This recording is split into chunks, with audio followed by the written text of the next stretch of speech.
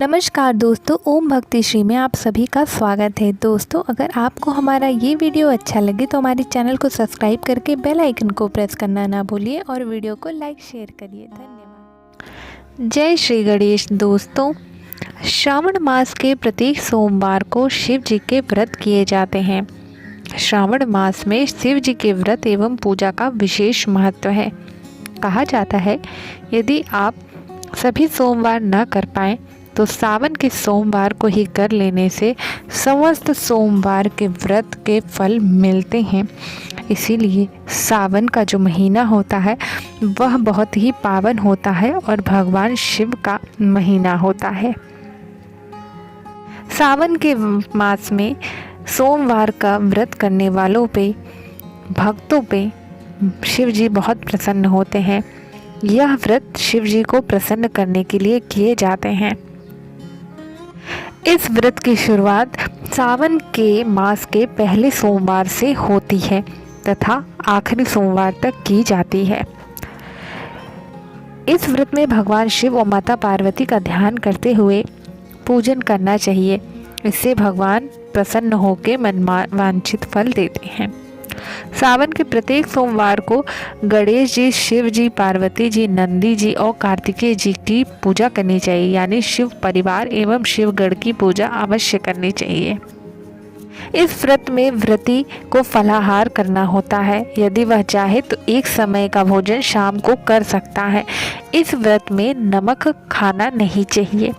शिव जी की पूजा में जल, दूध, दही, चीनी, घी, शहद, पंचामृत, कलावा, वस्त्र, चंदन, रोली, चावल इत्यादि, बेलपत्र, धतूरा, कमलगट्टा, पान, सुपारी, लौंग, इलायची इत्यादि चढ़ाना चाहिए तथा धूप दीप अवश्य दिखाना चाहिए।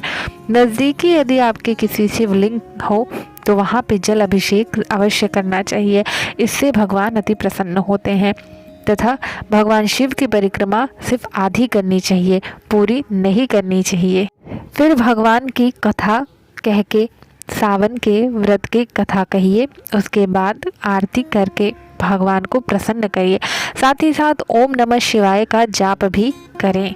यदि आप किसी लंबे रोग से पीड़ित हैं तथा कोई ऐसी बीमारी से ग्रस्त है तो आपको महामृत्युंजय मंत्र का जाप अवश्य करना चाहिए। इससे हर प्रकार के रोग, दोष इत्यादि दूर भाग जाएंगे। सोमवार का व्रत करने से पुत्र, धन, विद्या एवं मन वांछित वर की प्राप्ति होती है। जिनके पुत्र या पुत्री नहीं है वह इस व्रत को करें तथा कुंवारी कन्याओं के अगर विवाह में बाधा आ रही है या उन्हें अपना मनवांछित वर चाहिए तो उन्हें भगवान शिव के स्तुति करनी चाहिए तथा सोमवार का व्रत करना चाहिए। उसी के साथ साथ माता पार्वती की भी पूजा करनी चाहिए। इससे माता पार्वती और भगवान शिव दोनों ही प्रसन्न होकर मनवांछित वर और फल प्रदान करते हैं। भगवान शिव को दूध, दही, घी, शहद और धतूरा, बेलपत्र, भांग और धतूरे का सफ़ेद या बैंगनी रंग के पुष्प अवश्य चढ़ाएं। भगवान इससे बहुत प्रसन्न होते हैं। यदि हो सके तो भगवान को भभूत भी अवश्य लगाएं। यदि आप मंदिर नहीं जा सकते हैं तो घर पे ही अपने मंदिर में भगवान के चित्र के सामने उनकी पूजा करें, भगवान का ध्यान करें। भगवान को ध्यान करते हुए उन्हें जल चढ़ाएं।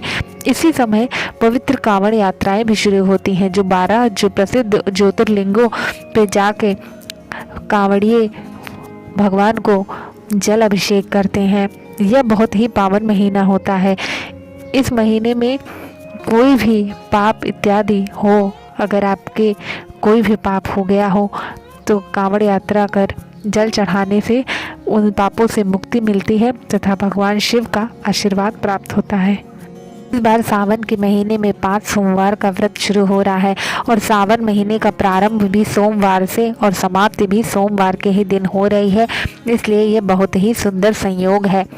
सावन में पड़ने वाले सोमवार के व्रत इस प्रकार हैं। 6 तारीख को पहला सोमवार पड़ रहा है, 13 को दूसरा, 20 को तीसरा, 27 तारीख को चौथा और 3 तारीख को पांचवा। तो यह बहुत ही सुंदर संयोग है। 20 तारीख को सोमवती अमावस्या भी पड़ रही है। इस वजह से यह और विशेष हो जाता है। इसी के साथ साथ 3 तारीख यानी आखिरी सोमवार को रक्षाबंधन का भी पवित्र त्यौहार है। चलिए आपको सोमवार की व्रत कथा बताते हैं। किसी नगर में एक साहूकार रहता था। उसके घर में धन की कोई कमी नहीं थी, मगर उसकी कोई संतान नहीं थी, जिस कारण वह बेहद दुखी था। पुत्र प्राप्ति के लिए वह प्रत्येक सोमवार व्रत करता। यह सुनकर माता ने भगवान शिव जी से आग्रह किया कि हे प्रभु, यह आपका अनन्य भक्त है, कृपया इस पे कृपा करें।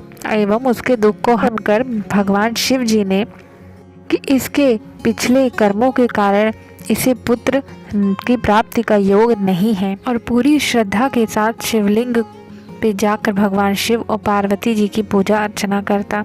उसकी भक्ति देखकर माँ पार्वती प्रसन्न हो गई और भगवान शिव से कहा कि वह साहूकार की मनोकामना पूर्ण करें। पार्वती जी की इच्छा सुनकर भगवान शिव ने साहूकार को स्वप्न में यह बतलाया कि उसे पुत्र की प्राप्ति होगी, परंतु उसका पुत्र जो है वह अल्पायु होगा। 16 वर्ष की आयु होते होते उसकी मृत्यु हो जाएगी। यह सुन वह बहुत दुखी हुआ तथा प्रातःकाल उठकर उसने यह चीज अपनी पत्नी को बताई। दोनों ही बहुत दुखी हुए, परंतु साहूकार नित्य की तरह प्रत्येक दिन भगवान शिव की पूजा अर्चना करता रहा।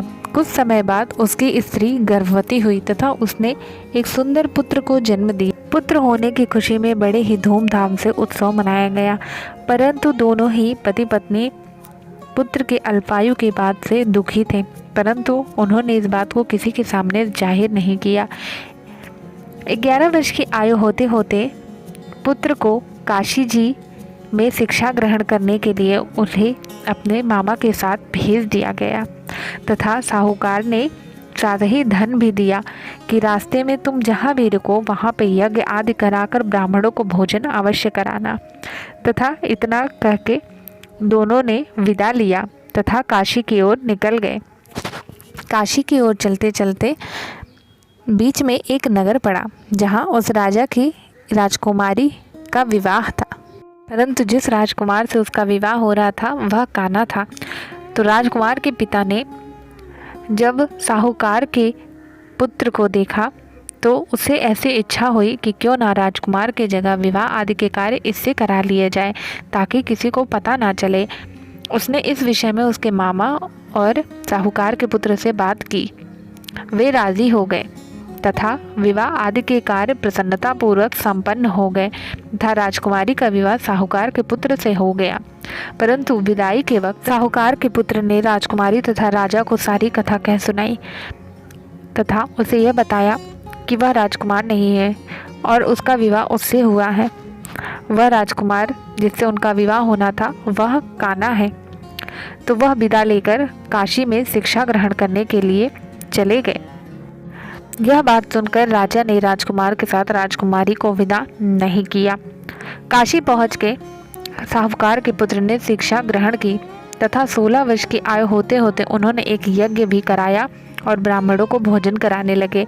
यह कार्य संपन्न करने के बाद वह रात्रि में सो रहे थे और सोते सोते ही उनके प्राण निकल गए। जब वह मामा उन्हें देखने आए और उन्हें उठाया तो उन्हें मृत पाया। भांजे की मृत्यु से अत्यंत दुखी होकर मामा प्रलाप करने लगे। उसी समय वहां पे भगवान शिव व माता पार्वती विचरण कर रहे थे। प्रलाप की आवाज सुनकर माता पार्वती ने शिव जी से पूछा कि हे स्वामी, यह कौन इस तरह से विलाप कर रहा है। तो भगवान शिव ने बताया कि ये उसी साहूकार का पुत्र है जिसकी मृत्यु हो गई है।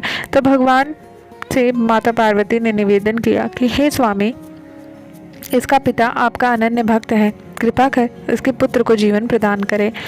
माता पार्वती की बात सुनकर और अपने भक्त की भक्ति से प्रसन्न होकर भगवान ने साहूकार के पुत्र को जीवन प्रदान किया और वह उठ खड़ा हुआ। यह देखकर मामा को अत्यंत प्रसन्नता हुई तथा वह दोनों घर की ओर चल पड़े। रास्ते में चलते हुए वही नगर मिला जहाँ राजकुमारी के साथ साहूकार के पुत्र का विवाह हुआ था। राजा के कुछ व्यक्तियों ने उसकी पहचान कर उसे राजमहल ले गए, जहाँ राजा ने उसका आतिथ्य सत्कार किया तथा अपनी पुत्री को समस्त धन धान्य एवं दास दासियों समेत साहूकार के पुत्र के साथ विदा किया तथा वे सभी साहूकार के घर पहुंच गए। यहाँ साहूकार एवं उसकी पत्नी यह जान के दुखी थे कि 16 वर्ष की आयु में उसके पुत्र की मृत्यु हो जाएगी तथा वे अत्यंत दुखी थे एवं भगवान से अपने कष्टों के निवारण हेतु प्रार्थना कर रहे थे। तभी साहूकार का पुत्र राजकुमारी सहित एवं अपने मामा सहित उनके सम्मुख प्रस्तुत हुआ। मामा ने हर एक कथा कह सुनाई। पुत्र को जीवित देखकर माता पिता दोनों अत्यंत प्रसन्न हुए और भगवान शिव और माता पार्वती की आराधना कर उन्हें धन्यवाद देते हुए कहा, हे प्रभु, जिस प्रकार आपने हमारी ऊपर कृपा की है, उसी तरह इस व्रत को कहने, सुनने और करने वाले पे अपनी कृपा हमेशा सदैव बनाए रखना। ओम नमः शिवाय।